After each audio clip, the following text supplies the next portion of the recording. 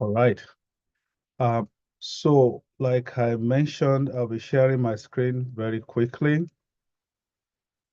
For the past 3 weeks, we've been dealing with the uh, theme self-development training workshop, and our intention actually is to help you as a young Nigerian to be able to build your life for success.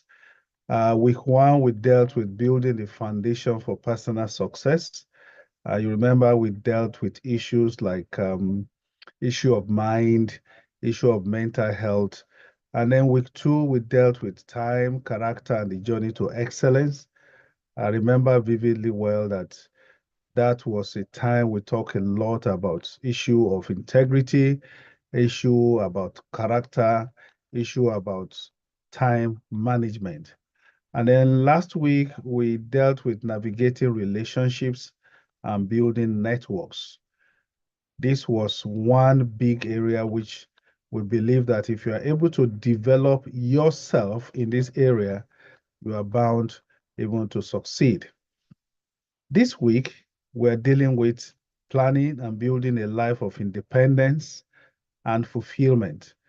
And this is going to be a game changer for as many of you that are really, really interested in developing yourself.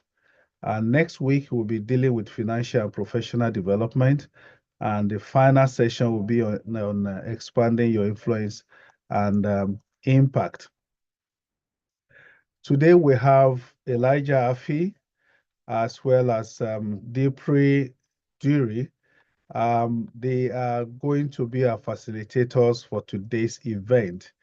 And like we said, this is going to be a wonderful time. And we believe that these facilitators, who are both Mandela and Washington Fellows, are going to really, really make this session an enjoyable one. I will quickly introduce facilitators for today. Diri is a Nigerian feminist film writer and director known for her passion for telling stories about women who lead unconventional lives. With over 5 films, documentaries, and credits on Netflix and Amazon. In addition to her work in film, Prai has over 7 years of experience working as a women's and children's rights activist in Nigeria, specializing in the prevention, mitigation, and response to sexual and gender-based violence. She currently serves as the head of programs and advocacy at the Dorothy Njemaze Foundation and has received recognition as a Green Academy Fellow 2022, Mandela Washington Fellowship Alumni 2023, Unguvi Collective We Create Change Fellow, a Film Independent Global Media Makers, Early Residency Fellow 2024, and NGO CWY slash NY Global Youth Fellowship 2025. The second speaker, his name is Elijah Affi. Is an award-winning executive producer, creative director, and co-founder of Takeout Media, renowned for fusing bold creativity with strategic insight. He has steered numerous high-profile projects that set new benchmarks across the entertainment landscape. As executive producer of Netflix #1 film, Tokumbo, Elijah guided the production from concept to global acclaim. He now leads Ingene Studios as lead producer, driving innovative content and mentoring cross-functional teams through every phase of development. A certified management consultant, Elijah also partners with blue chip clients, including the World Bank, Total Energies, and EcoBank, bringing sharp business acumen to creative ventures. Committed to pushing the limits of storytelling, he continues to elevate the standard of entertainment worldwide. I want you to please put your hands together as we welcome our special guest today. So first, I will call on Pray to please uh, take the floor, speak, and as soon as Affi is around, he will also follow, and then we'll begin to interact with our resource persons today. Pray, over to you. Thank you. Thank you very much. Go ahead. Can you see my video? Yes, we can see you Okay, clearly. yeah, because I couldn't see myself.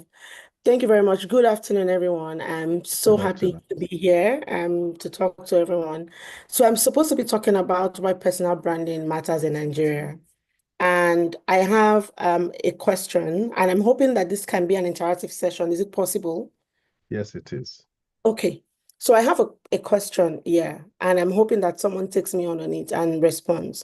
So Nigeria is a country with over 200 million people, yeah, with millions of talented young people just like you, like me. My question would be, how do you think that you can stand out? It's a question, just anybody can answer, and nobody's right, nobody's wrong. How do you think you as a person, as a youth in Nigeria, how do you think you can stand out? Please don't air me. You can also raise your hand, your virtual hand will recognize you. And if you want to type, you can also go ahead and do that. So how can you stand out? I know American Spaces, we are not shy, so I believe you will answer the question. Yes, who is going to take the lead? Yola? Do we have somebody from Yola?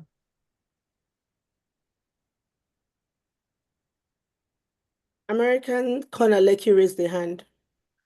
Okay, Lecky. Let's have Lecky. Unmute yourself.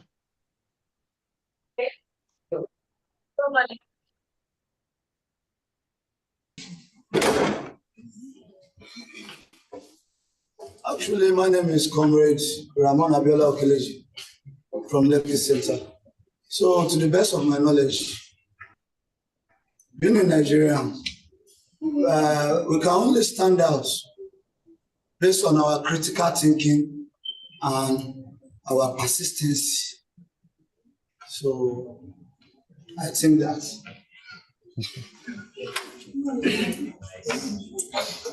I see that Yola had a hand raised. Thank you so much, Comrade. I didn't catch your last name. I see that Yola has a hand raised. Okay. Yes.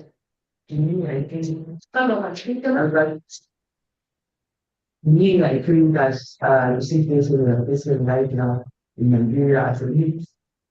The only way that we're going to stand up and really maintain the situation that we have to do all these kind of things Your is that audio is I not think by clear, Yes, please. I can barely hear. Can you move closer to where the laptop is, please? Let's come.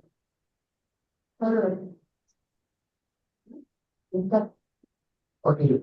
My opinion, I think is if you can see the situation that we are facing in Nigeria right now, I think the only problem that we're facing, since our politicians are not interested in terms of moving us to be something, I think is by investment. Like we should invite some foreign investors, and in that will help us relatively maybe to rise some factory No, or did you get the some question? companies like this.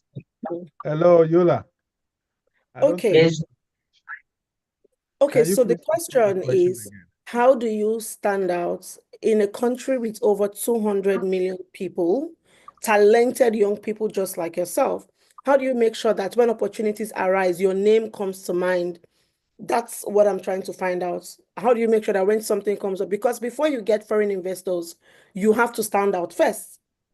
So how do you make sure that when opportunities come to mind, like your name is mentioned, how do you stand out?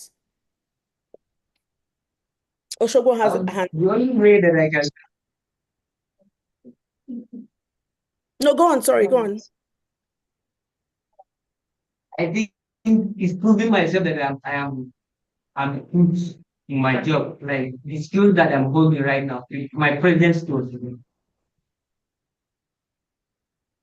Okay. Thank you. Thank you for that. Oh, many hands are up now. Wow. Okay. We've heard from Lekki before. So we can hear from Oshobo.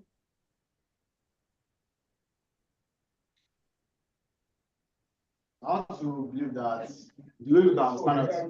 My name is Diepriye from Shulu. So I want to believe that the way we can stand out as Nigeria and Nigerian youth is looking for a particular problem that is being faced by the Nigerians, and then looking for the particular exact solution to solve them. Then when looking for an opportunity, another means that we can use to stand out is preaching our story out there, making ourselves known before the opportunity, and then having a clear portfolio of what we do. Thank you so much. Maybe Oshobo should come and take this session. He knows a lot. Uyo?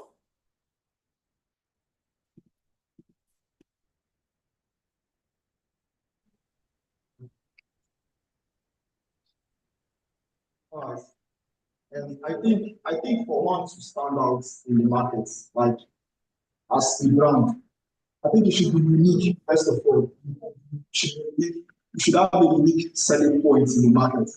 And also know how to solve a problem, a particular problem, a big problem for them.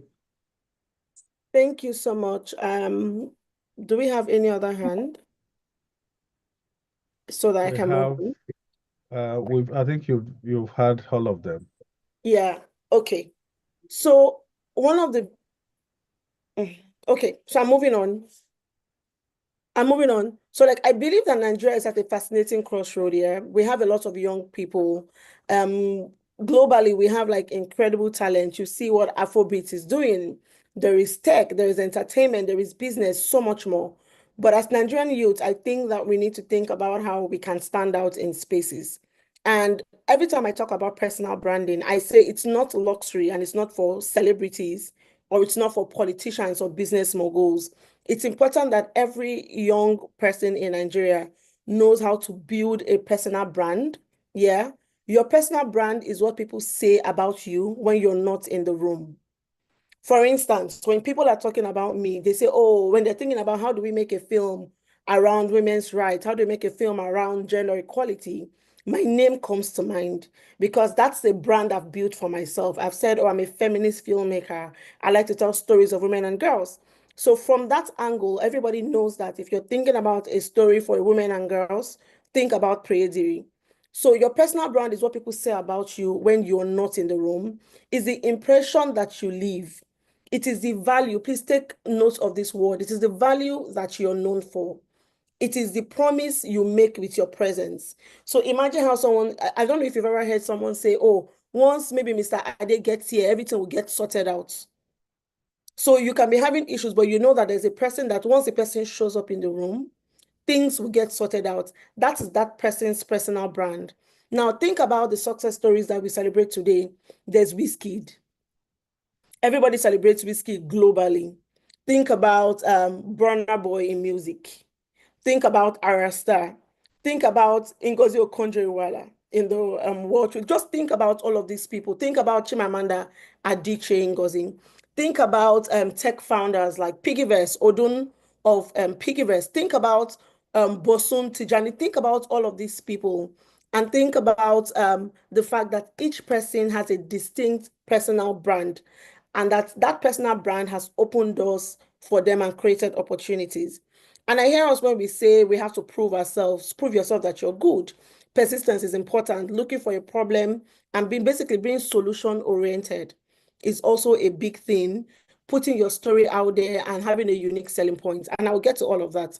But I want to say that the core of personal branding, at the heart of personal branding, is basically, I like to ask this question: what value drives your decisions? You must be value oriented. Your personal brand must be built on authenticity. So you cannot say, oh, I'm building my personal brand, and then you're trying to be like somebody else. Your personal brand must be you. It must be authentic. I believe that Nigeria, we have like a rich tapestry of culture that we can draw from here. And we need to think about when we're creating our value. What values do I want to represent? When people see me, what do they want to say? So there's the value of, oh, is it community? Is it respect? A lot of times when we talk about building value, people think that it's just what you give to people. But your value is what you have. Your value is basically, if Priya shows up, no matter what happens, she will get this work done. And that's what people say about you when you're not in the room. So building your personal brand, like I said, must be built on authenticity. You must be authentic. You cannot not be authentic and want to build a personal brand. It must be you. For instance, this is a funny thing, but Arasta, for instance, here, you see Arasta and people say, oh, Arasta and her mini skirts. That's her brand, whether we like it or not. You're not, that's who she is. This is the brand that she has built for herself. And so I'm going to take us now a step-by-step process of how to build a brand for yourself. So I'm going to share like a practical framework that I've used for myself. The first question to ask yourself is, what are you good at? That's the first question to ask yourself. When you're thinking about building a personal brand, you have to think about like the intersections of what you have. The first question is, what am I good at? And you have to answer that question very honestly. You cannot say you're good at storytelling when you know deep down that you're not good at storytelling. So your first question is, what am I good at? The second question is, what do I love doing? You can be good at something but don't love doing it, which is why we're thinking about the intersections. What am I good at? What do I love doing? What do people need? And what would they pay for? Because even as you're building a personal brand, you have to think about making money. You cannot build a personal brand that doesn't give you money. You'll be poor, and we don't want to be poor, right? So you have to think about, what do people need and what will they pay for? And then I think my most important question is, what reflects my authentic self? What reflects my authentic self? And then I think that by the time we think about this, for what are you good at, what do you love doing, what do people need, and what would they pay for, what reflects your authentic self? By the time we think about these four things, we begin to have like analytical skills. So we begin to think about it. For instance, if you have a passion for environmental sustainability, and what's it called? You have to think about, for instance, what am I good at? I'm a climate change activist or something. What do people need and what would they pay for? You have to think about those things to be able to build yourself and build your personal brand. The second thing is, somebody said it here, is to craft your brand story. I think one of the people that responded says storytelling, tell your story. The second thing is to craft your brand story. I like to think that Nigerians are natural storytellers. And one of the things is like your journey, including that the challenges that you've overcome, creates your brand story. You cannot hide your background. For instance, when people introduce me sometimes, they say, oh, a grassroots filmmaker. I'm from the Niger Delta. I am from a minority tribe in Nigeria, and I talk about it as that. So your journey, yeah, including the challenges that you have overcome. For instance, if you had an interview and you had to trek that morning, trek to get to that interview, and you get the job, part of what you say in the long run to other people who are looking for opportunities is that, oh, I didn't even have money, do you get, to go to this place. I had to trek. One of my first experiences I grew up in Port Harcourt, and one of my first experiences of going to Lagos was I used the night bus from Port Harcourt to Lagos in 2008 or 2007. So I used the ninth bus from Port Harcourt to Lagos because there was an opportunity that I wanted to get. So when I talk about my story to people, I say, I'm a girl. We know how it is when you're a girl in Nigeria, how the country is unsafe for women and girls. But I put myself in that space, entered the ninth bus, and I went to Lagos because I cited an opportunity. That is part of my brand story. So you have to think about your brand story. Don't hide your background. Don't, what's it called? Don't say, oh, I don't want people to look at me like that. You have to think about, if you grow up with limited resources, yeah, but you taught yourself, for instance, how to design a website, you have to talk about it, because I believe that it's not a challenge. It's your testimony. It's who you are. The third thing I would say is you have to think about strategic visibility as a priority.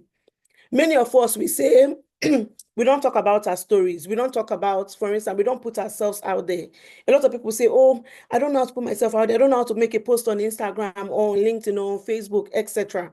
But the people who are not doing as much work as you are loud about it.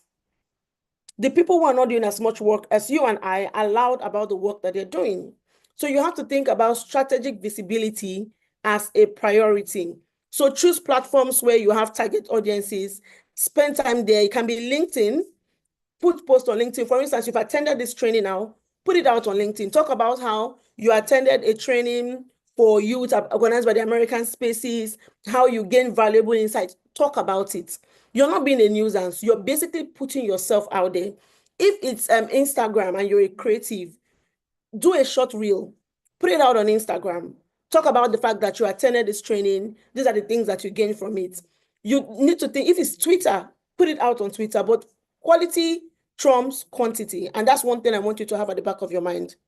It is better to excel, yeah, on one platform than to be on 10 platforms and be mediocre on it. It is better to excel. So what I'm saying is, if one platform is where you think you can excel, put it out on that platform. Because the thing is, persistence is important. Put in the work on that platform, yeah, and you will excel. The fourth thing I want to talk about is you have to deliver consistent value. Personal branding is not about self-promotion, and that's what many people mistake it for. People think that personal branding is basically talking about yourself in a good light, promoting yourself. Oh, today I attended a meeting on gatekeepers, this and that. That's not what personal branding is. Personal branding is not just self-promotion. It's about consistently, like somebody said, solving problems for others. People need to need you. It's not just, oh, okay, prayer is coming, okay, she's coming. But if prayer is coming, people need to be able to say, oh, I'm so excited that prayer is coming, because we know that she's going to be able to help us solve XYZ problems.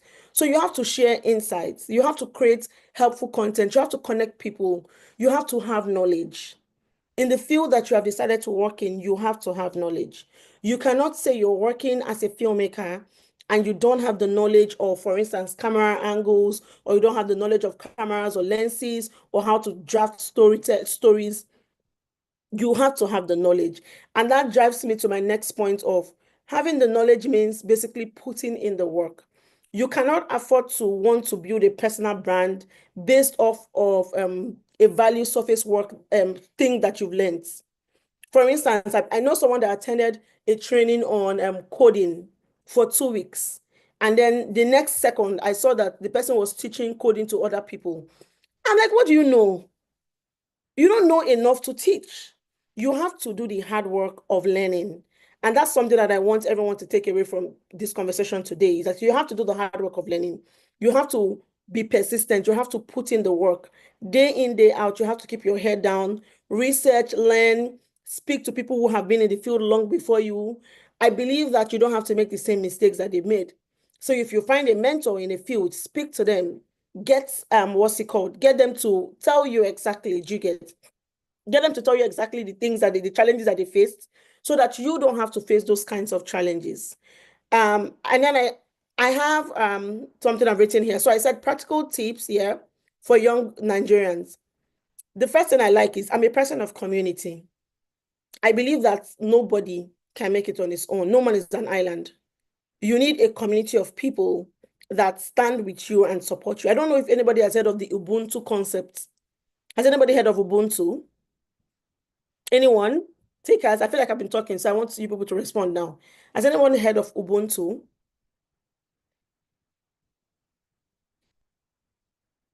Anybody? Just one person is fine for me, because I will talk about it in a minute. I just want someone who has heard of Ubuntu before. And if you've not, it's okay. I'm just gonna give it a few minutes before I continue. Anybody, no takers?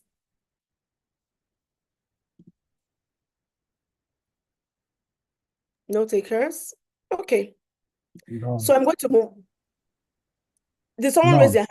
None. Okay. So Ubuntu is a concept that says, I am because we are. Ubuntu basically talks about community. It's the fact that we're all tethered together. It's the fact that I'm here because my mother was here, because her grandmother was here, and her great-grandmother was here. That's Ubuntu. Ubuntu basically says, I am because we are. Ubuntu talks about community. It's like we're not alone in this world because we have people that we can rely on. And we have people that can hold our hands when we fall. We have friends that we can go to when we're in times of need, and they can pick us up and also tell us the truth in the same vein. So Ubuntu is building community. So I have here, I said, leverage the power of your community of Ubuntu.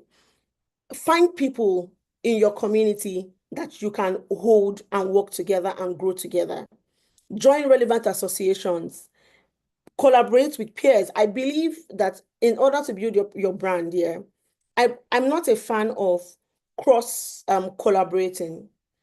Yes, you can try and collaborate with somebody. If you're in tech, you can look for an Odun and try to collaborate with Odun of Piggyverse if you're in tech. But what are the odds that Odun will want to collaborate with you? Who you're just starting out. What are the odds? So the big question for me is the big thing for me is you have to find community. And then you have to address, yeah, find respect for tradition. So when you're walking through the things you're doing, think about you come from a community. So whatever you're doing, you have to somehow put respect for your tradition, even if you're going to be innovative. And I'm going to end by saying you have to document your journey. Yeah. A lot of times people want to be humble. They don't want to talk about things. They think that humility, oh, it's good to be humble, but there's no arrogance to being strategic. Yeah, so you have to share your lessons, share your wins, and it can inspire the next person around you. I keep talking about Odunayo of Piggyverse, and I'm saying because she positioned herself at the intersection of technology and financial inclusion, her personal brand includes women's empowerment. So yes, she has a brand, but she includes women empowerment. So you might be thinking like, oh, I have limited resources. How do I get on with this? Remember that you have to be creative. Start with what you have. Yeah. If you have a smartphone, start with that. You can launch a brand, focus on providing exceptional value rather than like flashy presentations. Um, as young Nigerians, I believe that we have something that the world needs. Yeah, your perspective. Somebody said resilience, our creativity is important. So think about personal branding as that. It is basically not creating a false image. It's about strategically putting yourself out there. And so today I challenge all of us here. Define one aspect of your personal brand you would like to strengthen this week. You've been in this training for 6 weeks.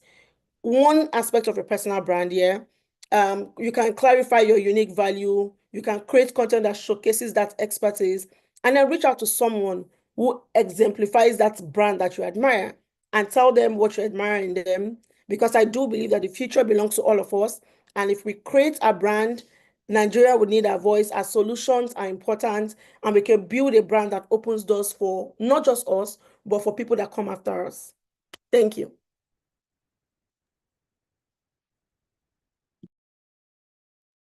Thank you very, very much, Bri. We're so challenged. Oh, so it's We're Priye. So the pronunciation Priye, is Priye. Yes. Priye, Yes. Diepriye. Priye. Yes. Yeah, Priye. Okay. So let's put our hands together for Priye. It's wonderful having you on this program. We'll now go straight to Elijah Affi. Please, you can correct me if I murdered your name. Elijah, over to you. Oh, thank you so much. I didn't get your name. Samuel Eyitayo. Okay, thank you, Samuel. So my name is Elijah Affi, and you got it right, very, very right on the first try. So that's okay. All right. So thank you so much, Priye. So great to have listened to your presentation also. And thank you very much, Mr. Samuel. And thank you very much to all the participants of this program. I'm very excited to be speaking here today because I know that the future of Africa lies in our young people. And to be sincere, it's in each and every one of our hands to build the Africa of our dreams, and deliver a future through the work that we do and the careers that we choose to follow. So today I will be sharing with us, I'll be giving you a gift called a compass, right? And I would like you all to help me write on your piece of paper something called compass, spelling meaning COMPASS. And I'll be using it as an acronym to help guide our conversation. And what that means is, in the coming session today, I will be using those individual words to give you what I like to call a compass. What is a compass? A compass is what you use to find your way home if you are lost. It's an old device. It's an old technology that sailors used in times past when they were going to sail across the sea to guide them to find their way home. So if they are going to say north, you say north, east, west, south. So a compass is that device that helps you find your way, and whatever that way is for you, because your way home might not be my way home. So I will be placing in your hand what I call a compass today. And I'll just like you to write down that word. You can write it from top to bottom of your page, and I'll be telling you different meaning for each of those words, like mnemonics, so that you shall know that at the end of this session, you have a compass that you shall be able to use to navigate your career trajectory with in the next coming years of your life. My name is Elijah Affi, and I'm very happy to be here with you. I'm a technology and media practitioner.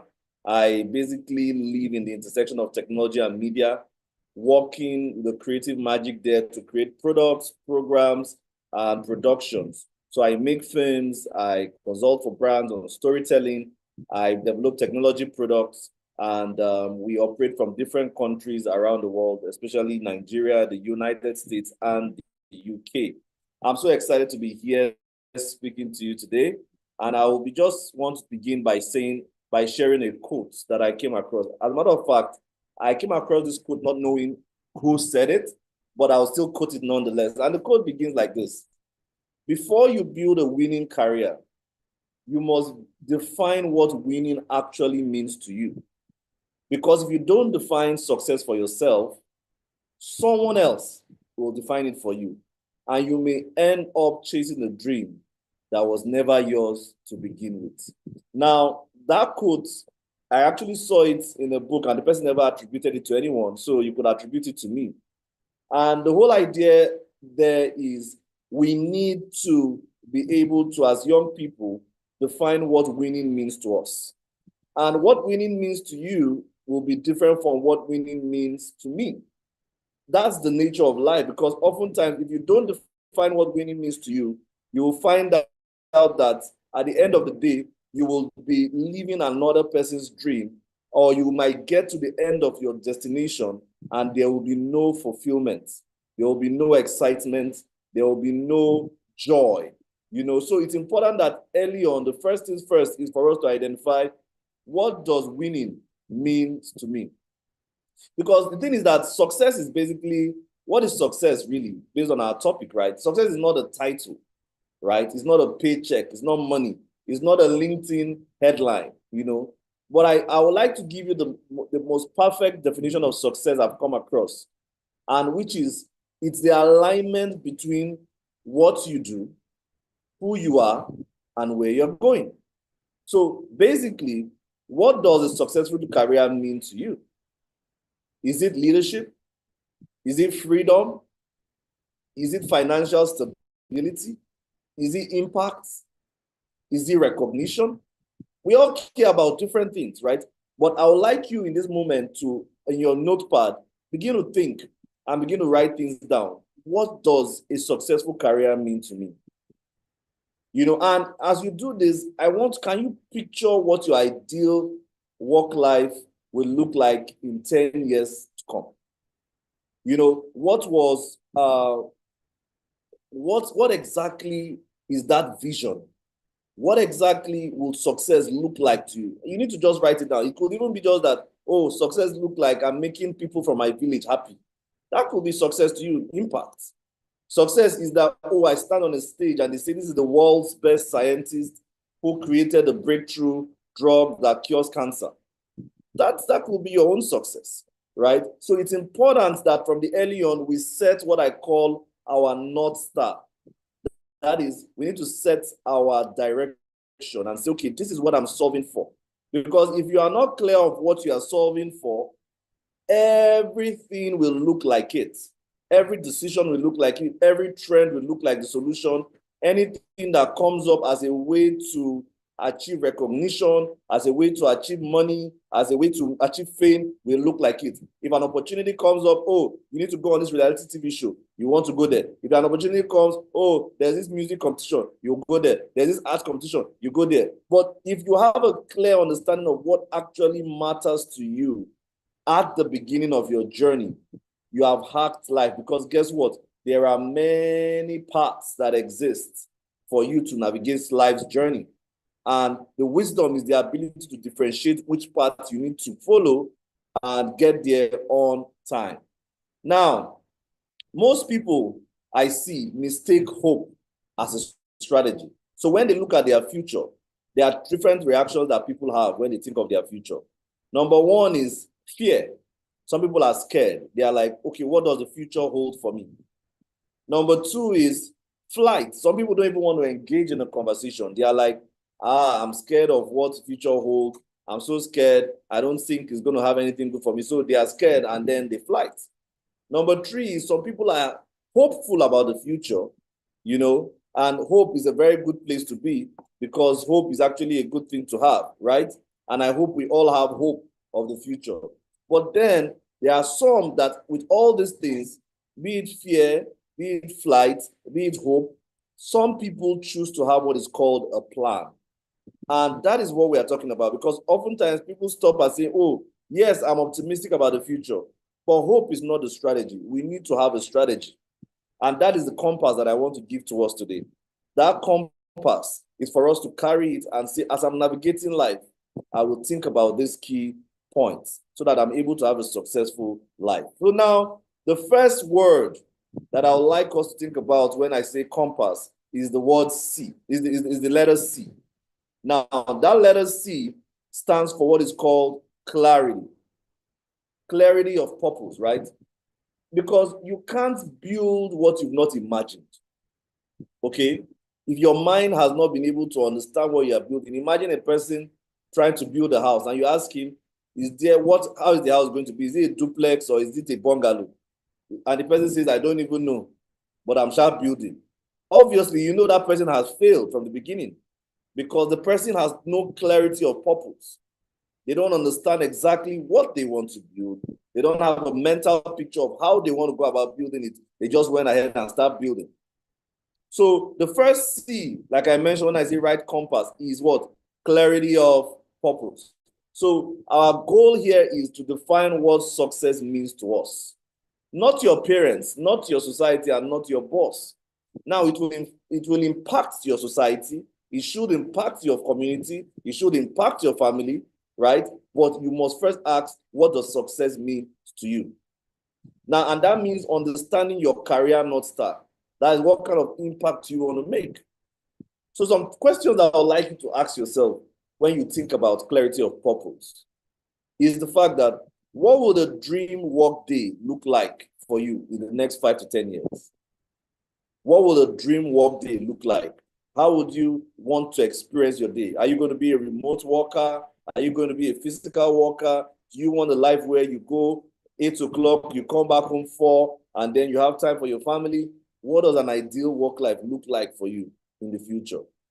Are you someone that says, I want to work from 9 a.m.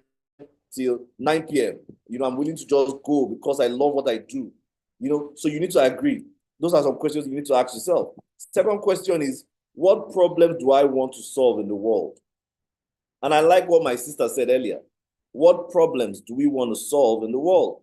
It's very important that we ask ourselves what problem we want to solve and what problems we really do care about to want to solve. And guess what? The way it has, if you go around and you look at your environment, there are some problems that speaks to you directly. There are some problems that annoys you that might not even annoy me. There are some problems that are particular to you that are not particular to me.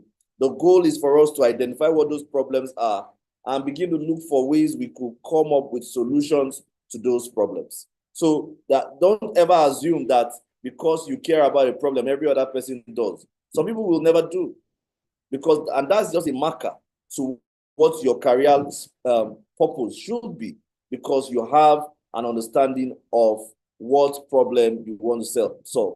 And that question is, who inspires you? You know, and why? That's an important question you need to, as you are taking notes, you need to look at your notes and write. Who inspires you? And why? Why do they inspire you? What exactly are they doing to inspire you? Maybe you might observe that, oh, is the way this person's career is the recognition they get, is the freedom that they exude. How can I ensure that my life also is in alignment with those people who inspire me? Because who inspires you might not inspire me. As a musician, I might be inspired by a top musician, but as an athlete, I will be inspired by a top athlete. I will not just be inspired by someone. So, but whoever is driving inspiration, make sure you actually have someone that is inspiring you, that you could say, okay, this person kind of embodies what I want to do in the future. Now, the next piece of the compass that I'm handing to you is the O, opportunity mapping. So now here I will tell you this. You don't find purpose by waiting. You basically find it by exploring. Now, you need to, at this point of life, ensure that you explore. Let your curiosity drive your exploration, such that you are willing to go into fields that you have interest in and begin learning. Because at the early stage of your career, you will spend a large portion of it learning because you just came out fresh. You need to build capacity. You need to build abilities. You need to have platforms. And learning is the easiest way to earning. Learning is the easiest road to earning. Now, we need to study the career paths of people that we admire. You know, break down the competencies, experiences, and credentials that they acquired, and begin to say, okay, if this person is here, let's say we have someone that is maybe a CEO, or a person is sitting as a top director within this particular parastatal. You need to start doing something called reverse engineering. Look at their lives, look at their accomplishments, and start mirroring those steps and start picking lessons from those journeys so that you're able to use that to enrich your experience. Now, another thing that I want to leave us under this opportunity mapping that I spoke about is we need to ask, what kind of roles, projects do people that have already succeeded in this industry, what kind of roles and projects have they done? What skills did they have along the way? So here, what I would like you to do is, as your opportunity mapping, you look at everything that you have capacity for. You need to look at it and see from where you are now to your dream role, or to your dream rank, or to your dream position in life. What are the skill gaps that you currently have? It might be a leadership skill gap. It might be a technical skill gap. It might be a mental skill gap. You need to identify what are the skill gaps stopping from being able to go into that role. It's not just always time. Sometimes we need more experiences for us to continue to progress with our careers. Now, I will, for sake of time, I'll move to the next piece of the compass. And the next piece of the compass is called M, mastery through movement. Now, I don't want you to forget that. Say it after me. Mastery through movement.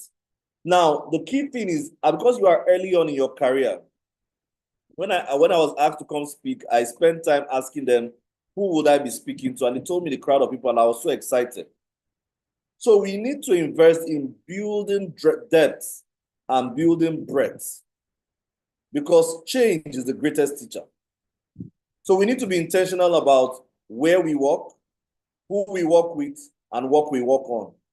Because as we walk, we are being carried into new experiences, new networks, new opportunities, you know. So at this stage, we should be excited about going for and being intentional about whatever we choose to associate ourselves with. Now, diversifying our experiences. It's good that early on you diversify your experiences, you look out for different roles, you know, different sectors, different industries, you know, something that we like to call a lateral move, you know, that grows leadership. So it's important that we look at it. I mean, I remember the CEO of PepsiCo, Indra Nui, you know, she was someone who didn't just climb up the ladder. She moved across different industries. So she did 1 year here, 2 years here, 1 year here, 2 years here, in a way that showed consistency, but also helped her to learn the practice across different brands. Now, the next piece of this compass that I'm handing to you is called P, positioning and personal brand. I think my sister Priya has spoken a lot about that already, but I'll just give a little hint into that. Now, the first fact you need to note under positioning and personal brand is that it's not just what you do, it's what people say that you do.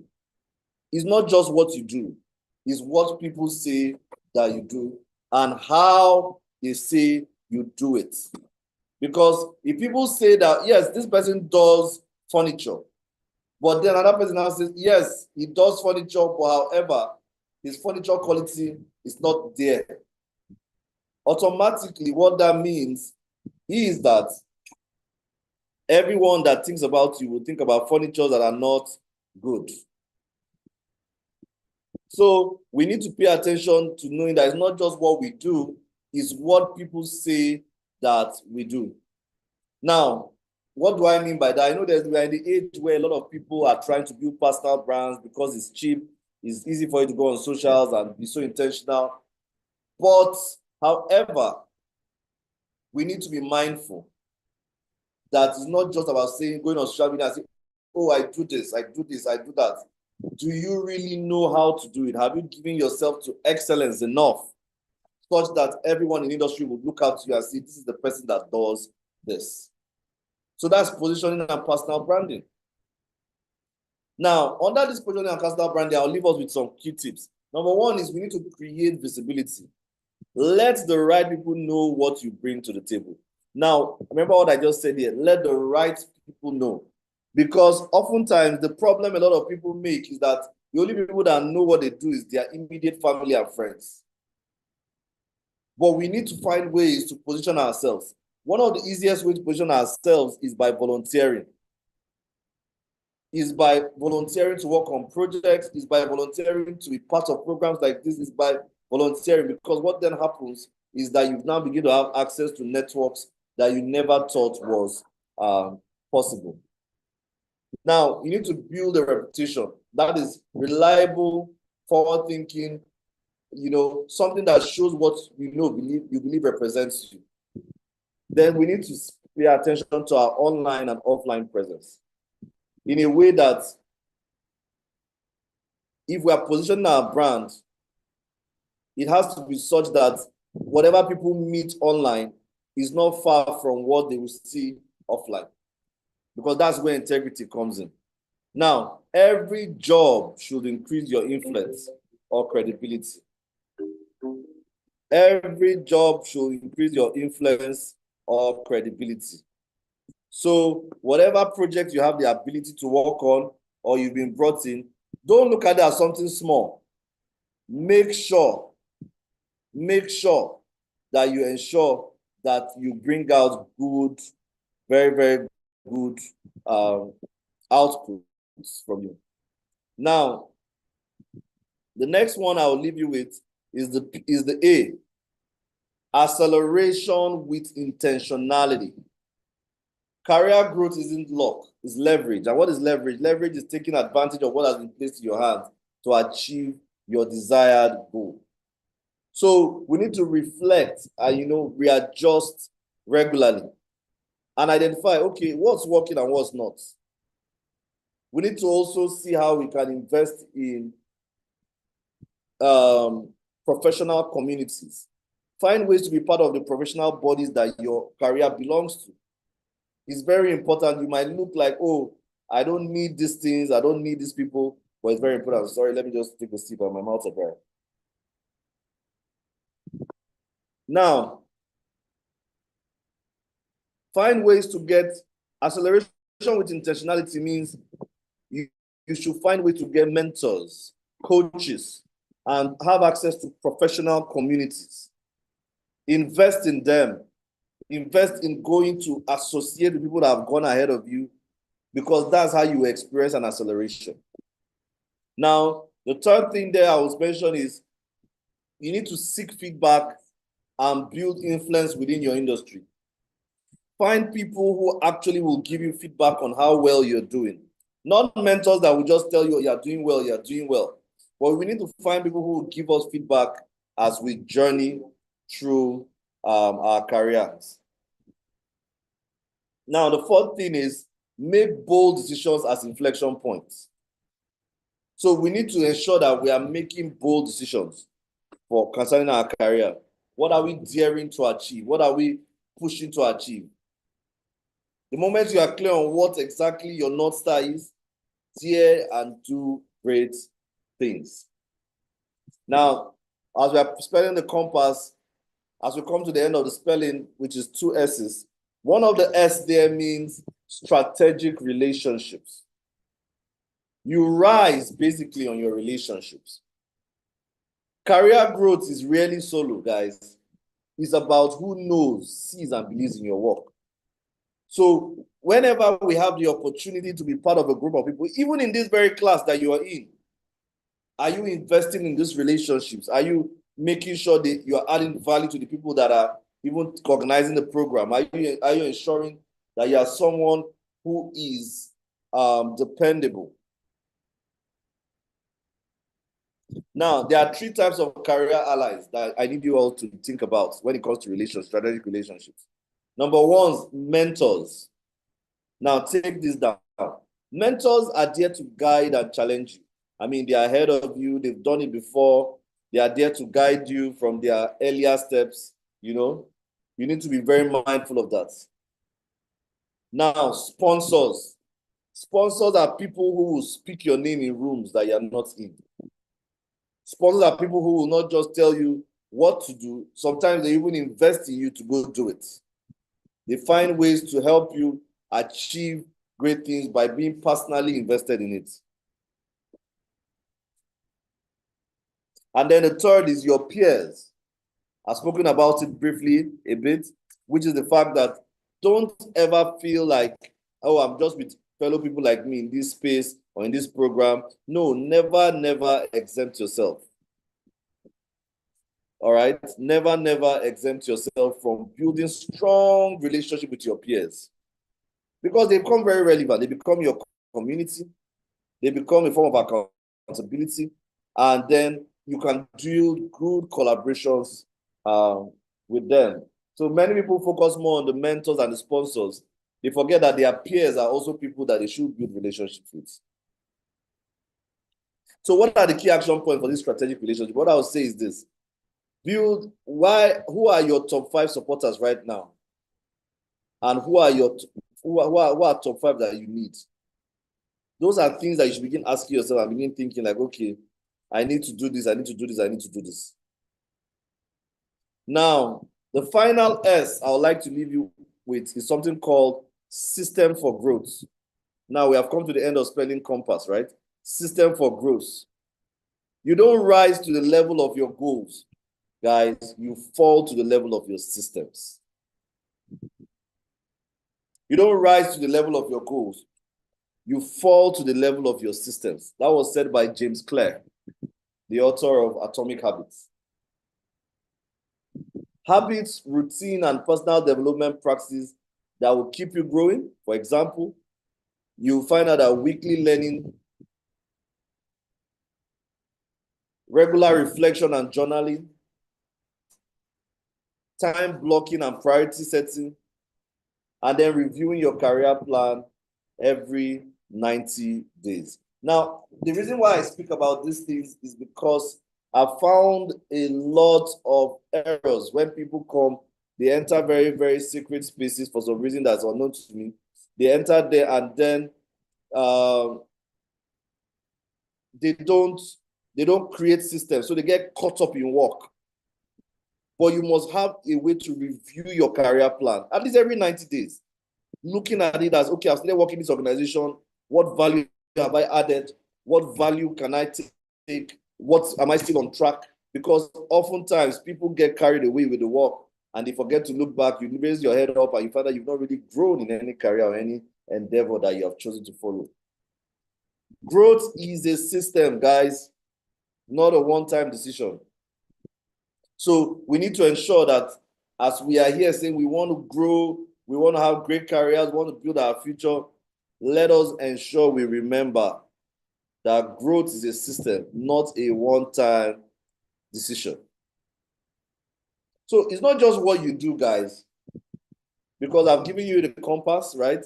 I started with clarity, opportunity, mastery, positioning, acceleration, strategic relationships, and systems. So it's not just about what to do. It's for us a blueprint, on how to think, plan, and move. If you understand it, that this compass I've placed in your hands is a way for us to think about navigating life. If you are able to understand that you are the one that holds your future in your hands and you are able to navigate life by using this compass, guys, you would have an exceptional journey in your career.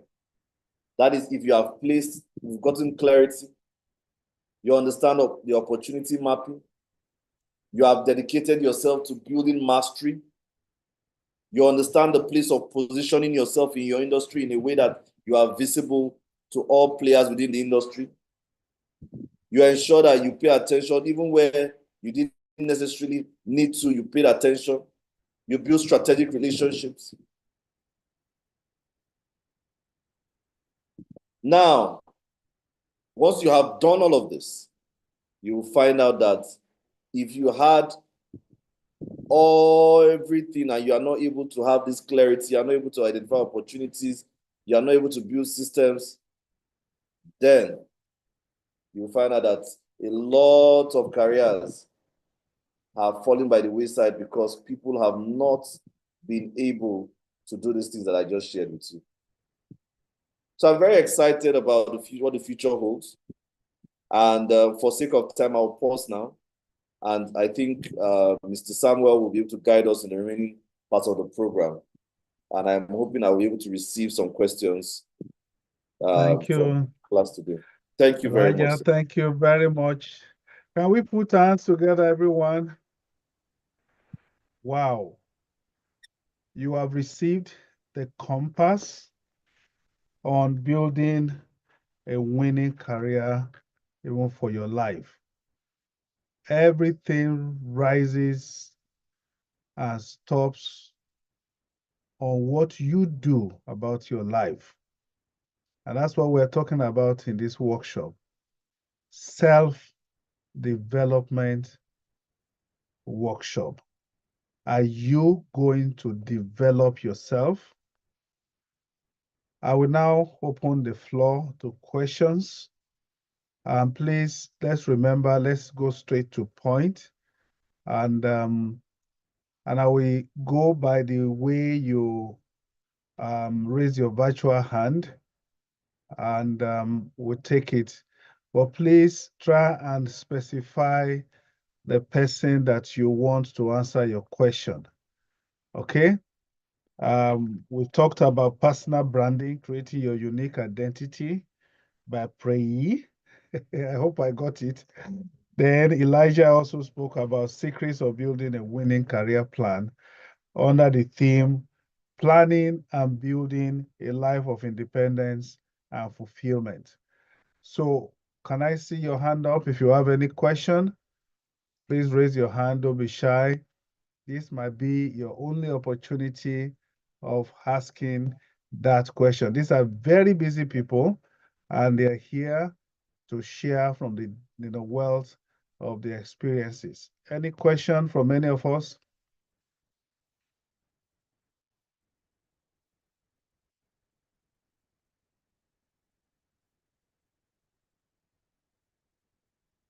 Okay, I can't seem to see any hand, but I have so many questions here, which I actually need clarification. Oh, okay, I've seen Ibadan. Ibadan, can you unmute yourself? Please speak clearly and direct your question. Good afternoon. Good afternoon. I'm Bayo Oshinoka from Ibadan, Jericho. This is my second week, right? The actual first week I wasn't in attendance. The second week I'm in attendance. Right, what week I'm in attendance as well. So, and before this program started, I've already subscribed to the American Space library. So my question to the facilitator, Mr. Elijah, having said about this conference, right? The strategic relationship is the one I want to network with you, sir. I have a brand already. This is my first publishing book, right? Doing my NYC service here. It was the one that saved inside my NYC. Hello, sir. Sir. This just no, wait. I don't want people to take us away from the focus of this study. Okay. This is not a time for you to begin to market yourself or your product. Okay, you are talking about strategic relationship with him. The only question you need to ask is, can I have your contact? And that will have solved this. So please don't let us exploit the situation. We are asking you to interact with them about questions based on their presentations, something that will be beneficial to every other person that is listening. Okay? If there is a way you can help me navigate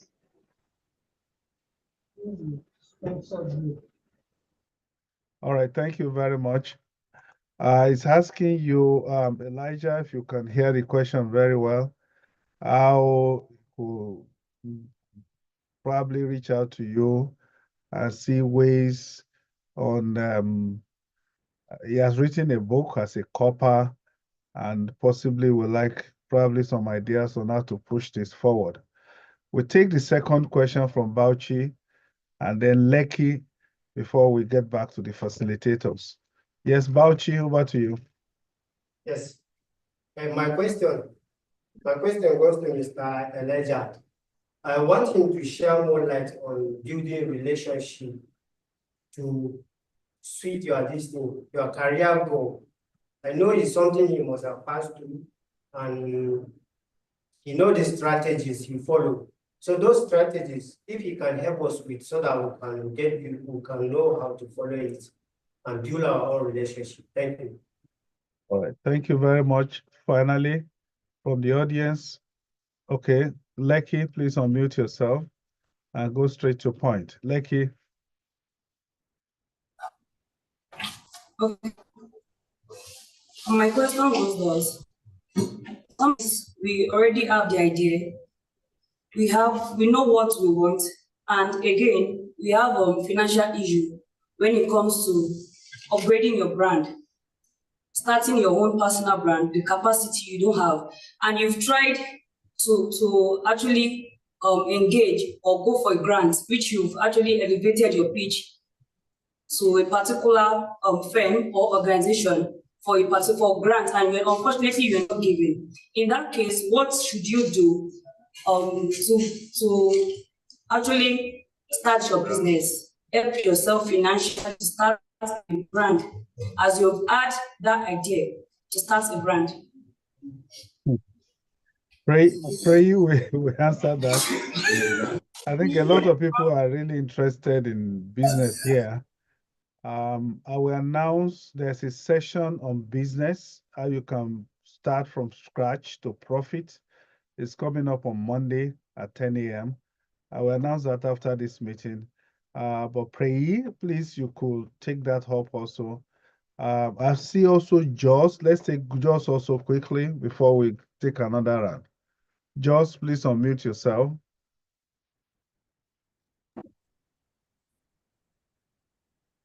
Okay, so my question is, for a fresher who have just taken the challenge to embark on his professional journey, proving himself, let's say you start at volunteering. So at what point in time do you know that you've learned a lot and you need higher opportunity? Sorry, you need to start exploring other opportunities to grow past your current level. Thank you. All right, thank you very much. So we start with Preyi, and then we go straight to Elijah. Okay, hi. Hi. So I would say that, I mean, the question that I got is like you have an idea, you apply for a grant, you don't get the grant. How do you start your business from the scratch with? And I know that when I was talking, I said you have to have community. You have to have people that you can reach out to. That's one. Secondly, before you start reaching out for grants or for support for a business, you must have certainly built the business up to a certain stage, because people who are giving you resources want to know that you are sustainable. How do you then build a sustainability? You have to think about, how can I start this thing without needing maybe $1 million? How can I start this thing with the most minimal amount that I have? So that would be my response. So I don't know the business you're trying to start, but I do believe that you can actually reach out to people who are like mine. For instance, when I made my first film, to make a film is very expensive. When I made my first film in 2015, I spent maybe like 100,000 to make my first film. And you asked me how. I had community. I reached out to my friends who I knew were cinematographers, who I knew would do sound. It was a community thing where I was like, please, I reached out to my friends who are actors. I want to do this thing. I want to start this thing. I need you all to come and support me. And then they showed up. So like Elijah mentioned also, you have to, and I said it too, you have to sort of like work with your peers. You have to find people who are at your levels, because you will grow together. Those are the people who you would reach out to for support. So before you start applying for grants, before you start looking for support from external, you have to build a brand yourself.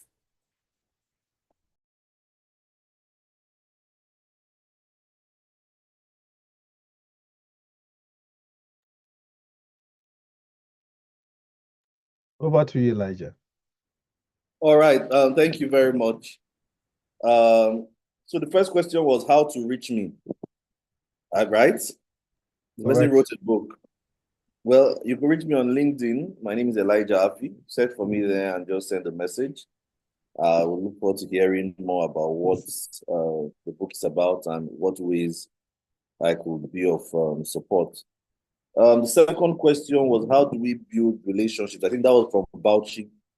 Now, the key things I would say is that relationship is, so a lot of people make mistakes thinking they just come, they just would meet people and they will just make withdrawals, right? And I think it's very important that we understand that relationships should be a mutually beneficial thing. So when you want to build relationships, be it with any group or any community that you believe you belong to, my first advice would be for you to add value, right? Ensure that you are looking to contribute. Don't just look at someone and feel like, oh, I want to build a relationship with you. Sir, can you help my career? Can you invest in me? You know, those things are very, very, will tick someone off, because a lot of people do that already. But if you come to meet me as a person and say, because I have a podcast, for example, and you say, sir, I watch your podcast. As a result of watching your podcast, I did this, and this. I wish I can help you. You know, all of a sudden now, it looks like you are doing me a favor, you know, because maybe you know how to edit or do nice thumbnails, you know, for the podcast. And you say, I can help you with your thumbnails. Automatically, what happens is that you've given something to me. And then it draws my attention to you. And I'm like, okay, so what do you do? How can I be of support to you also? Right? So I think it's always like the great American president says, Don't seek what your nation can do for you. Seek what you can do for your nation, right? So that's the same way I approach relationships. Don't just seek, oh, what can I get from this person? Seek also, what can I give to this person? Now you might see like, oh, I'm just starting out in my career. There's not so much. Something as even little as saying, can I help you with a design? Or can I help you? You have a conference coming up. Can I volunteer to help you in your conference? That's how you build relationships, right? It's not always money. Sometimes it's just your time, your skill, your availability, that will now show someone that, this person is really making an effort to build a relationship with me, and then from there you take the relationship forward. But don't just go with a withdrawal mindset. And don't look to build relationships when you need them. Think ahead. Just even being a kind person to the people around you is you thinking ahead, because you will need people along this journey of life. So just be a kind person and be a constant value adding personality. And then what will happen is that you look around you, you might even be in your industry. There are people that are ahead of you in your industry that you feel like, if I enter this industry, I can add value to them. Then you go and find ways to add value to them. The fastest way up the elevator of career is called service. Being of service to someone. The staircase is you trying to just fight your way up there. Find a way to be of service to someone and you build relationship. Thank you very much. Mr. Samuel, did I miss any other question? Did I miss any question? No, you got everything. Do we have another set of questions? All right. Is there another question from any of us? All right. Frey, I would like you to help us to address this issue.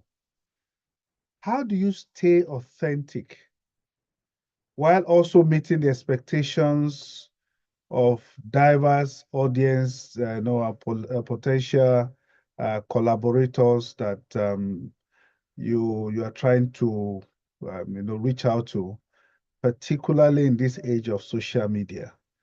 How do you stay authentic? Do you understand the question? So the question is, how do you stay authentic while meeting diverse expectations or yes, of your audience as well as your potential collaborators. So I think that okay. So I think that the first thing is to know your core values, and I'm such a value-oriented person. Authenticity might mean different things to different people. Yeah. And so I would say, like, what principles and values for you are non-negotiable? Yeah. Because I think for you to be authentic, when you're clear about like your foundation, then you can sort of like adapt to what people need without compromising who you are. So that's like the first thing. I think the second thing I would say is to listen actively. A lot of times, like when we're in spaces, people don't listen actively. They listen to respond and they listen to react. But you have to listen to like understand diverse perspectives. Yeah. Because whether we like it or not, different audiences, like you said on social media, they come with different needs and different expectations. But for you, you have to understand them. And understanding them doesn't necessarily mean that you're conforming to what they want you to do.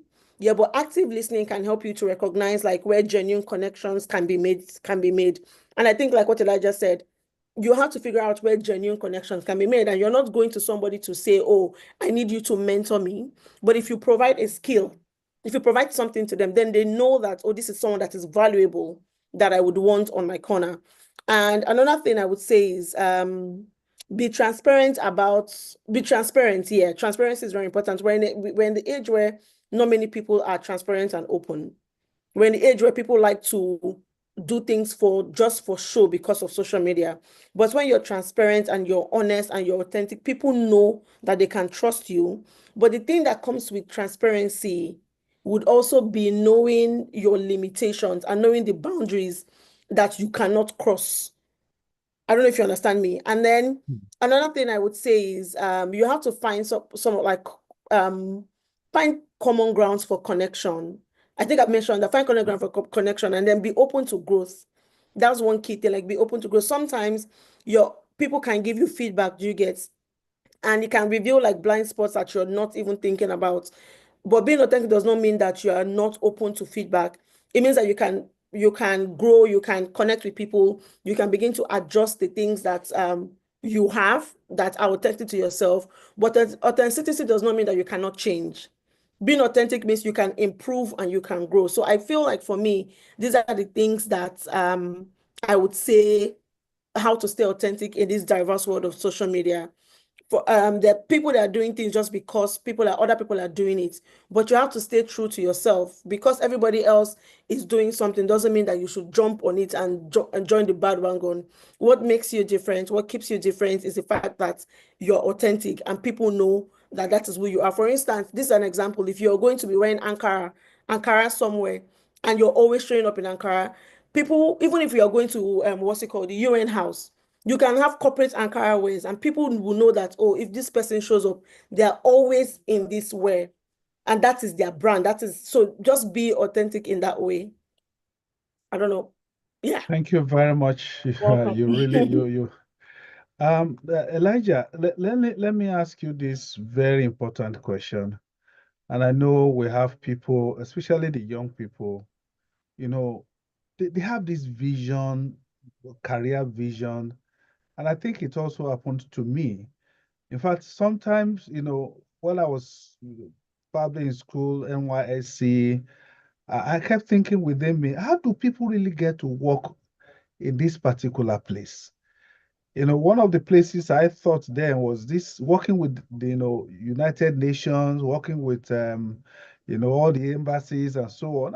How do people, gain access to this? So I wanted to ask you, you told us about the compass, but I want you to find a probably it may not be step by step, but something simple that people can understand, like an outline of career vision, key criteria that can help someone translate the dream that he has into something concrete, something that will eventually materialize. I've seen people, on my seat here, I see people visit me. They don't even know what to do, but sometimes people have what they want to do, but they don't know how to get there. And in fact, I've seen people who have over and over again. There was a lady who came over here. She has been in and out of employment. She became so depressed. In fact, she said she was going to commit suicide. It was so serious. And I just used what I knew to do just to help her find, a career path. And at the end of the day, I think that solved the problem. At least we didn't have somebody, a death on our hand. So how can you, what can somebody look for, like criteria that will help you translate your big dream into something concrete, something you can work out? How do probably you can use your experience. And I'm still coming back to Preyi also, because both of you are in film industry. I think you need to talk to us about that as well. Okay, thank you, sir. I mean, when you said the UN and embassies, I was going to say maybe you should ask her and teach us too. But I can do that now, but before, when I was a student, at least I've worked like 12, 30 years before I finally figured it out to get here. So I think first things first, I'll say this. Relationships run the world. And what I mean by that is not just relationships with people, right? Is relationships with information, relationships with our communities, relationships with, so relationships run the world. But I found out that, especially after school, penetrating new networks has to be intentional. Because if you don't belong to certain circles, you will never know about certain things. I must tell you that seeing everybody in the American spaces today, I never knew about American spaces until 3 years ago. Wow. And I'm sure it has been in Nigeria for a while. I'm not sure it started 3 years ago. No, but I never knew about it. Over 20 years. Okay, you see, I never knew about that such a thing existed until 3 years ago when I was a Mandela Washington Fellow. So, is it 2 years ago? That was 2023. So it's quite interesting that I never had such an information. And it's because I did not belong to a community of people who knew about these things. But now I know. And same way, there were lots of programs, lots of exchanges, lots of grants that came out from this community that I'm not aware of. And what that tells me is that there are other communities that currently exist that I'm not aware of. Now, the question is, how do we look out? What's the framework we can use? And it just reminds me of a framework. Interestingly, I learned it during my Mandela Washington Fellowship. And that was the 5 W's and a H, right? And the 5 W's and a H works this way. You need to ask yourself, what exactly? First W is what, right? What exactly am I looking for? And you say, oh, I'm looking to get a job in, let's even use the UN. The next is, when do I want to get that job? I mean, as fast as possible. Then the third question is, who do I need, like, who is currently there? Who are the people that currently work there? And thank God you mentioned social media earlier. So thank God for information that is everywhere. So what that means is there are people now, you could just go on LinkedIn and you could find out people who work there currently. Now, another W that one has to ask himself is, when you ask yourself, the question is now, where? So where are they? You know, where are these people? Do they have events that they do? Do they have programs, volunteer programs? You know, how can I penetrate that community of people? Because if you attend such events, you'll find out that they talk. I mean, you could just, somebody will ask you questions like, oh, what are you doing here? You know, what are you? And then another way I look at where beyond the physical location is online, subscribing to some newsletter platforms that will be able to give you information based on you establishing what your what is, what your when is, what your who is. Then you now say, where are they? You know, and then you now begin to look at, okay, now with all this information I've gathered, how do I go about it? And it's when you when you know where they are that you can be able to even ask how. So the easiest way to get any information to access opportunities is to belong to communities, because opportunities move within communities. They always say that the riches are in the niches, you know, so opportunities are within certain communities. Just like now, you are about to, if you choose to even give us more time, you can tell us how to get into working in American embassy, you know, but I didn't even know about that. So thank you very much. Thank you very much. If I should just tell everyone, if you really want to come in, we have a particular place on our website where we advertise. You know, in my own time, about 20-something years ago, there was nothing like internet then. It was through a community that I got to know about this opportunity. So what you have said is just on point. Thank you very much. Let's quickly run to Enugu. Enugu, please unmute yourself. And then we'll go to Jos. Unmute yourself, please. All right. Good afternoon, sir. My question is, someone who has a skill and already working for a client, being able to make over 600K in a few months, where can I start from to build a personal brand, or how can I 10x my income? Can you hear us, sir? Hello?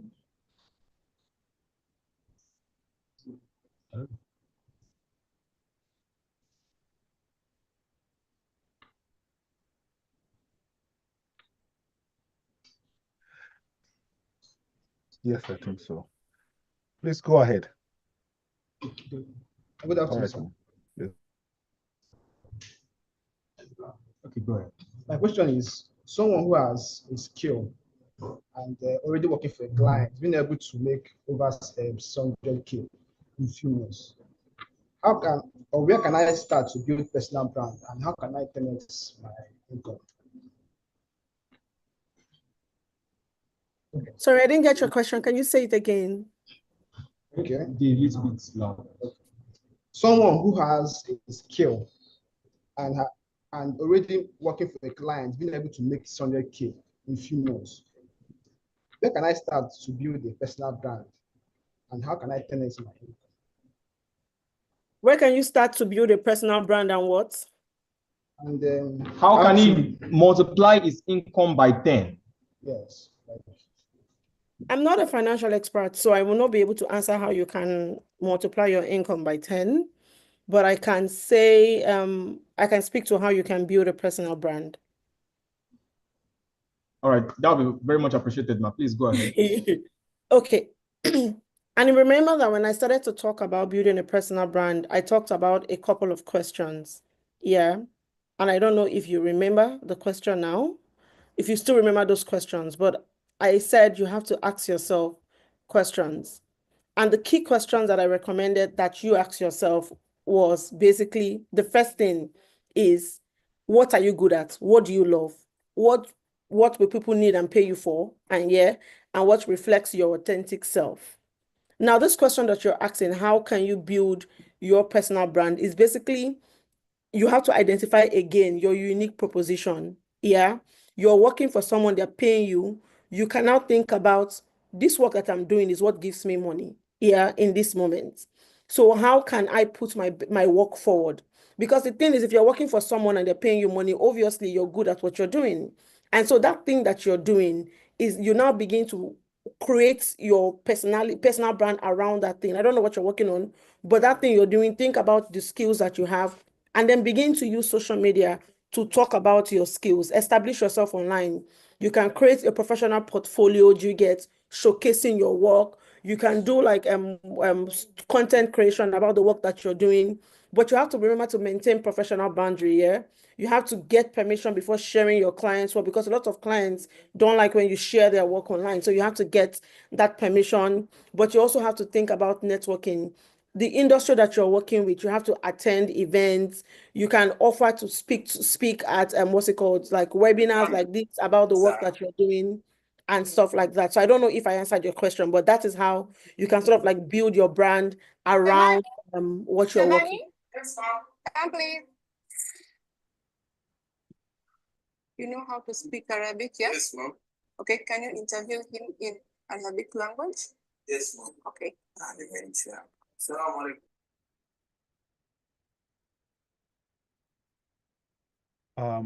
I think we're hearing something Arabic. Okay. Can we quickly go to Jos now, and then we go to Zaria?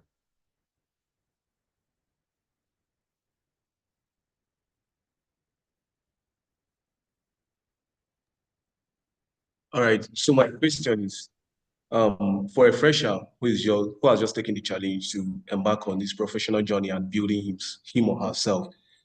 Let's say you start at volunteering. So far, you've recorded good success and you've delivered at that level.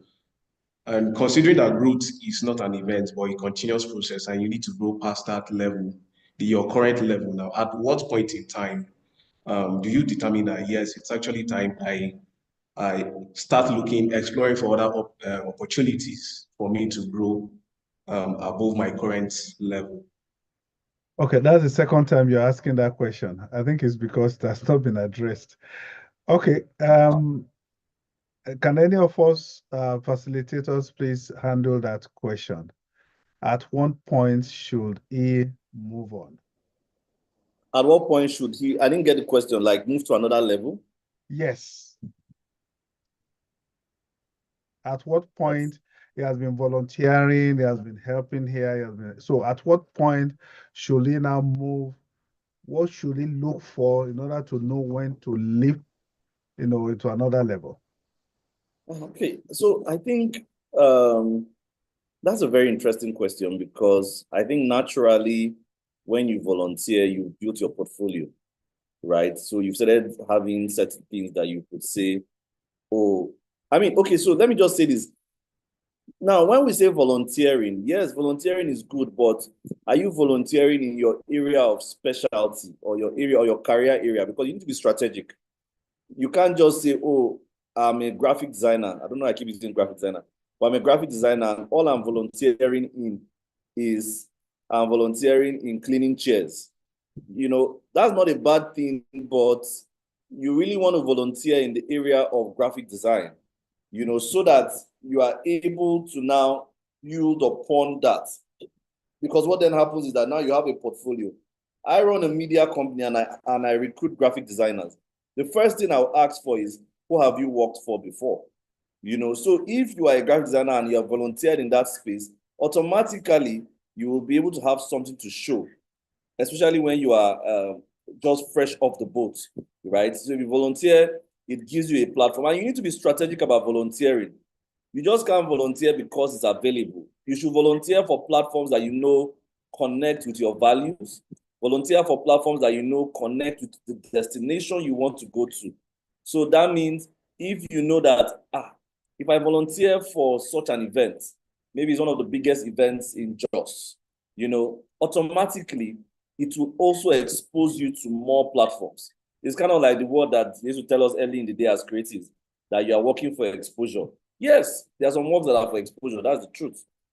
So the whole idea is for you to be strategic about it, not just volunteering because they volunteer, but volunteer intentionally, volunteer strategically, and then as you are volunteering and you are building up your profile, nobody will tell you, because you will just find out that I've built enough. I have capacity, and then you begin putting in for more paid opportunities. And you trust me, because you volunteered and you've seen opportunities, either with the people you volunteered with, the opportunities might come from them, or you might get more opportunities outside those organizations you volunteered with that they might refer you for. So those are the things I typically like to, I would typically advise you. But then also, if you are volunteering within an organization, that means you've given value to them. Learn to also ask them for value back, right? Tell them that, oh, I'm currently in a place where I need a job. I know I'll be volunteering here, but I need something. Is there someone you could refer me to? That conversation might seem weird, but trust me, if you've really been a good volunteer, nobody will feel like that's weird, because we're all in an economic planet, so you need to earn, right? So feel free to ask people. You'll be shocked what you get. Sometimes we just volunteer and somebody might not know, how do I help you? So you might need to just have a conversation with some of the people you volunteered with and you've added value with. I don't see anyone who will not, even if they don't have an opportunity, then their antennas will be up to seek an opportunity when it presents itself. Or maybe they might just even see one and say, please apply here, or I will talk to someone here for you. That's my my contribution to that question. Thank you very much. Preyi, do you want to add anything to it? I think that the only thing that I would add is, like, because I started as a volunteer working in the NGO space, and I'm now, like, I have God knows how many years of work experience. So I want to say that usually, because you have to pay attention to yourself, when you're ready. And like Elijah said, for me, the people that sort of like saw my skill and say, oh yeah, we want to continue with you, but we want to pay you for the work that you're doing, was the organization I was volunteering with. And so it can start from there. But another thing is, once you know the thing that you're doing and you know that you have the skill, you can actually reach out to different people and you can do consultancies. Like, I've done a consultancy for World Bank, and I've helped Nasarawa state government prepare a document on sexual violence. How did that start? I started by volunteering. So the key thing is, once you start by volunteering and you're thinking about how do I move on, you have to start thinking about the fact that you have a skill, you have something that you can use. And so you can use that and you can begin to speak to people and you can begin to apply for consultancies, and trust me, you will get that. And that doesn't even stop you from volunteering, because right now I see volunteer with other smaller organizations helping them out, but that does not also stop you from volunteering. Yes, exactly. Thank you, Pri, for adding that last part. Yes. you never really stop. Thank you very much. We go now to Zaria Calabar will follow. Zaria, over to you.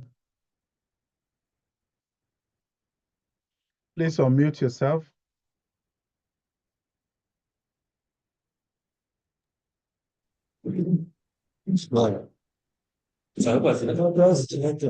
My question is that I'm seeking an advice. I'm professional and I'm well engaged in my profession. So my people or my relatives are always writing me down that I should come and overlook their facilities. And if I accepted that, my profession will be no more possibly developed. And I'm engaged to develop my future. So I don't want to direct their request. I don't want to reject their request direct. So I am seeking an advice. How will I manage this problem, this issue? Thank you, sir. Elijah and Praye, you have problem on your hand now. So how do you help this person? Maybe Priye should go first. Priye. Elijah, wow. Priye is very assertive. I don't know.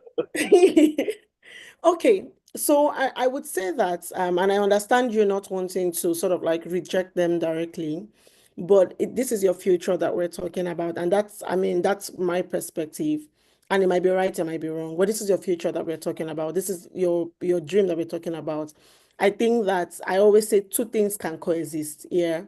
If you are saying that you need to focus on your business, yeah, I have a logic that I say one for them, one for me. And I tell my friends all the time, it's my logic, it's my personal logic. One for them, one for me. So for instance, I work in a nonprofit space and I'm also a filmmaker and a creative with projects that I'm working on. And those are two different careers and two different things, yeah, that I'm working on. And so this is how I do my day.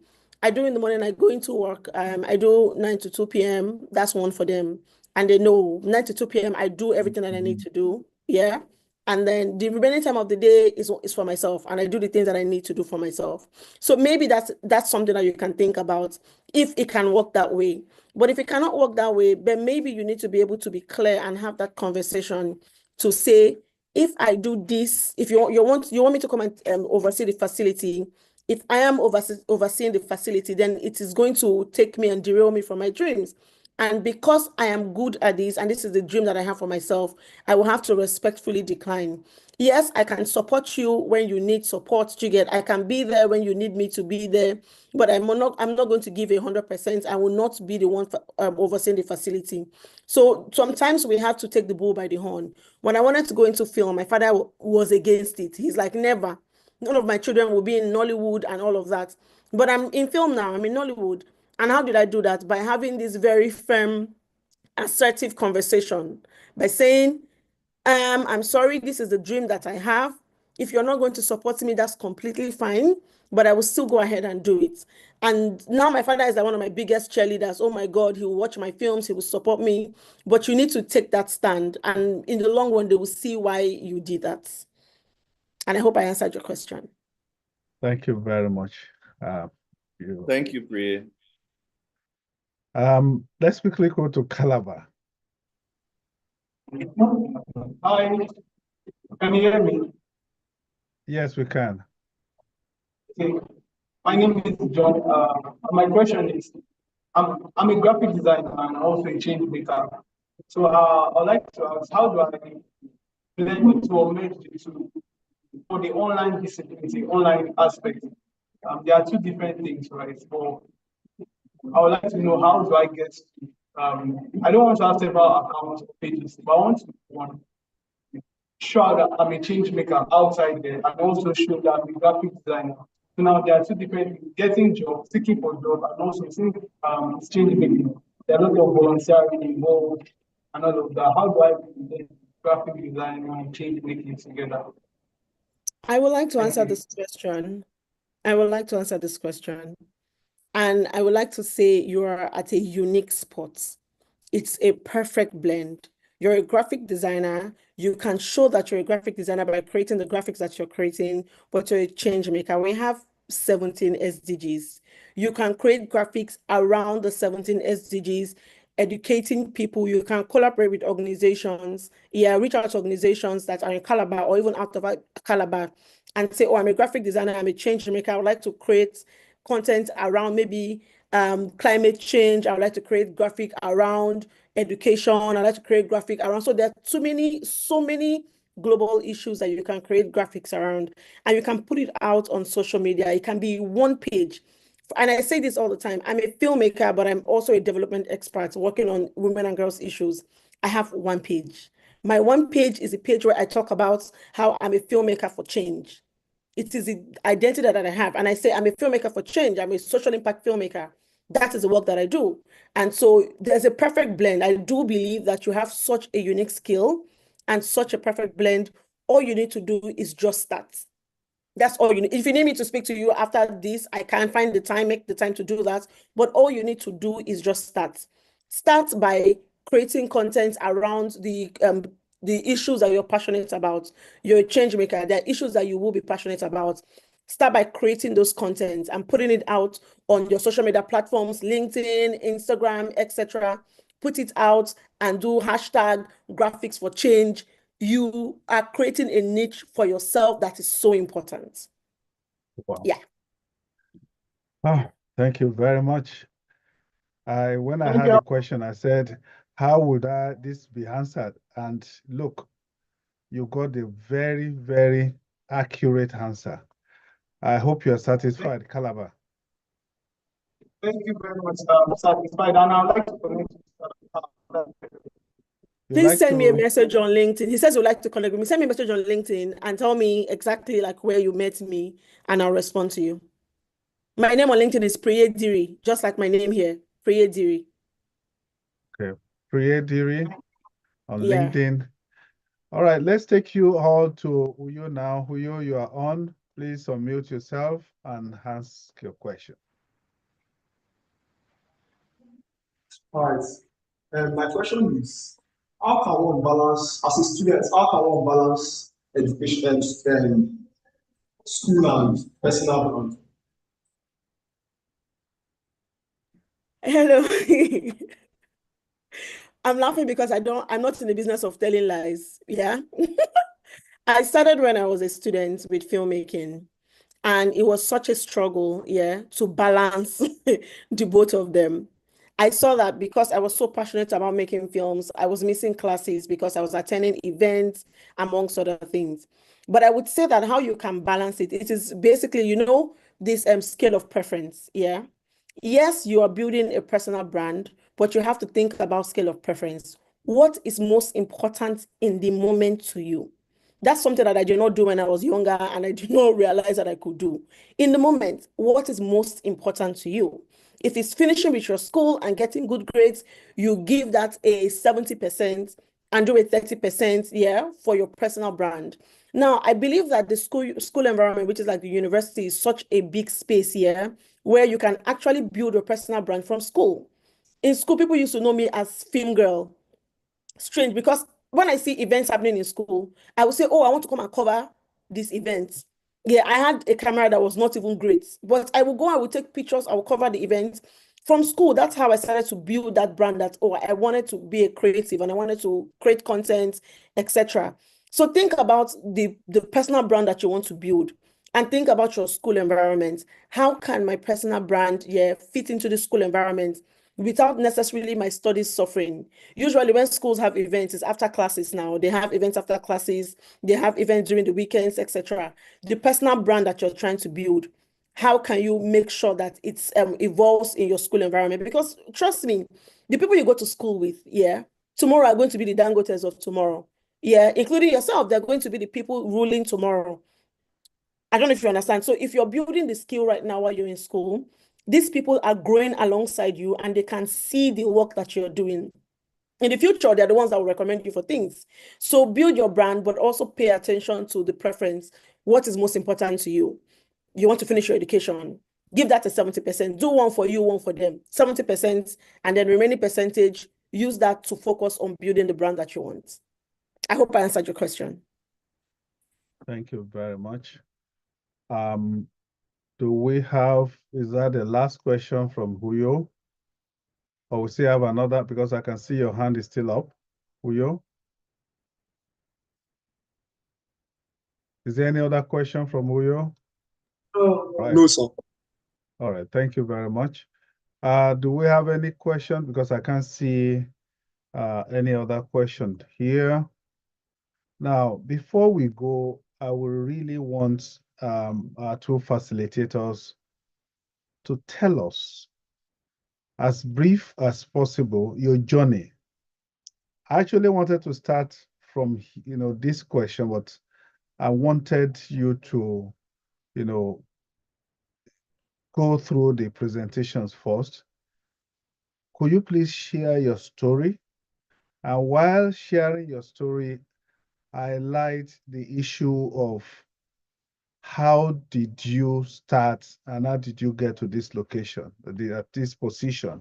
Secondly, issues relating to branding and all the other points that were mentioned.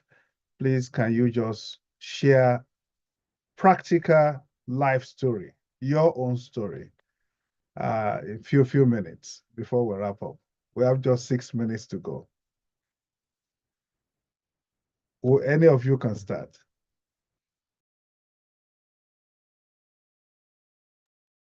Okay. So basically, my journey has been one of very interesting. I've been a self-starter. I had an engineering background. I studied engineering, communications engineering to be precise. But however, currently I run a strategic communications organizations over the past 10 years now. Basically, we work across brands, helping them communicate, helping them tell stories, helping them engage. But my journey wasn't one of very, very smooth sailing. The key attributes that made for my success was continuing learning. First of all, I had to learn every skill that I'm using in my business today from scratch because I didn't learn any of it in school. So I had to learn digital marketing, I had to learn media buying, I had to learn brand consultancy, and I had to put myself under mentors who taught us and me, because it was a co-founding between I and my partners. We started the firm, and we began to learn from people that had gone ahead of us. Picked up various skills like video production, editing, animations, and we were just like a one-man band before we got to a place in our journey where we began to bring in teams.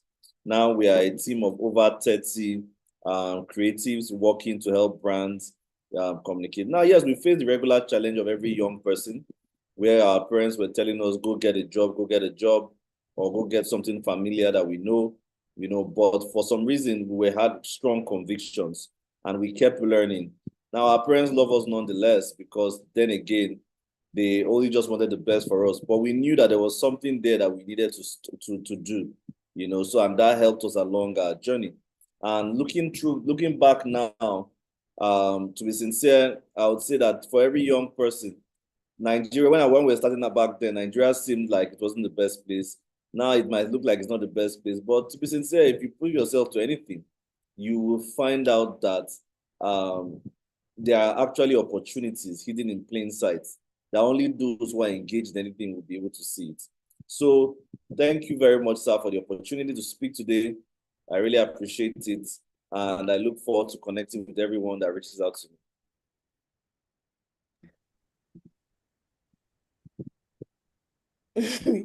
Okay, thank you for going first, Elijah, because this question is always strange for me to answer. But I would say that my story is like I'm a rebel, and that's what I like to call myself. I like to make good trouble. And so from school days, I knew that I wanted to be a filmmaker. I wanted to make films. No, I did not start my change maker work from school. I started filmmaking from school. And so I would leave school and I would get on 9 buses, go to Lagos. I used to school in Port Harcourt, in Bayelsa State. And I would go to Lagos just to chase the dream, etc. And I was doing it like Elijah said, rather, I was doing it like on my own by myself. I would take my money that my parents would give me and put that into the thing that I wanted. And in the long run, yeah, at some point in 2017, I realized that yes, it's great to make films. It's great to create content. I just finished a project with African Magic, and I was like, okay, like aside making films, like I want to make change. I want to do something different, and I want to help women and girls. And so I started to volunteer. So I moved from Lagos to Abuja in 2018. Moved to Abuja and I started to volunteer with organizations working around issues of women and girls, gender equality, and volunteering with those organizations. I volunteered 1 full year without pay, and I was sustaining myself on my filmmaking money I was making from film. And then an opportunity presented itself where there was a film to be made on the issue around women and girls, and I was like, I'm here, I can do that. And so I did that series that I created. I did that series, and I think that from there the door just opened, and I started to figure out how can I work perfectly at these intersections. How can I work perfectly at these intersections of filmmaking and social change and advocacy? And I started to do that work side by side. And I think that it has paid off. It's still paying off and it will continue to pay off. So that is, I would say, my story in a shrinked nutshell. Yeah.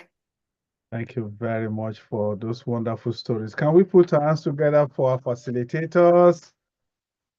And we're so proud of them because they are Mandela Washington Fellows. And we are so glad that you're here to share from the wealth of your experiences. Please also watch out for their work. They have work on Netflix, and I think, what other platform do you have your work?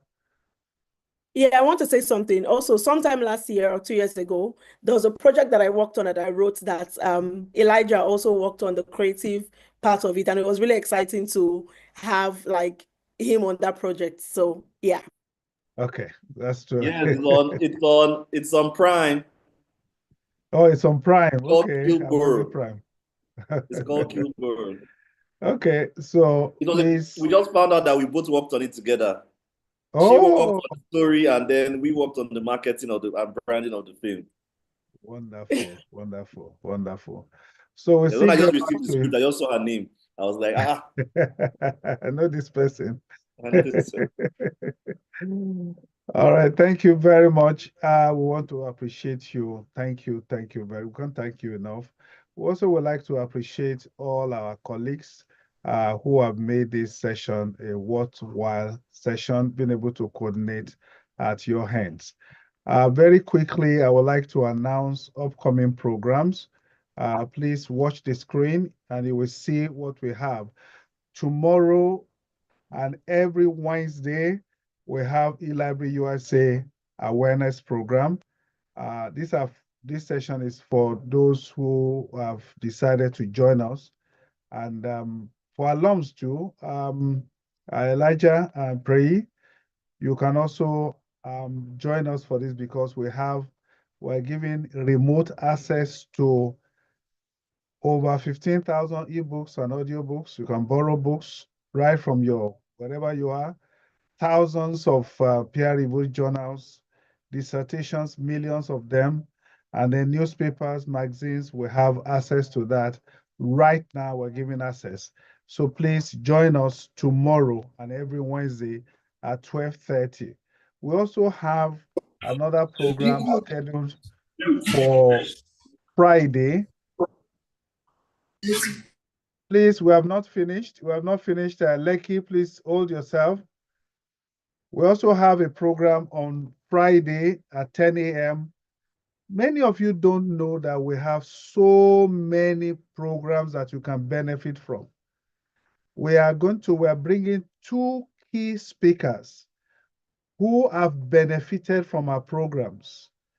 In fact, the person on the left of your screen actually have benefited twice. So they are going to be discussing how do you write compelling applications. So please join us. 10 a.m. is something you need to.